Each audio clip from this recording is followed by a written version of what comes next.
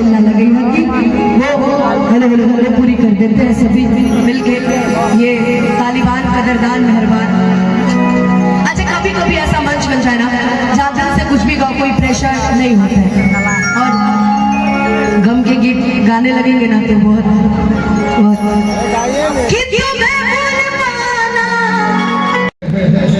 जिस दिन से चला हूँ मेरी मंजिल की नजर है, रास्ते में कहीं मील का पत्थर नहीं देखा। ये फूल तो मुझको विरासत में मिली है, तुमने मेरा कांटों भरा बिस्तर नहीं देखा। अरे पत्थर मुझे कहता है मेरा चाहने वाला, पत्थर मुझे कहता है मेरा चाहने वाला। मैं मोम हूँ, उसने मुझे छुकर नहीं देखा।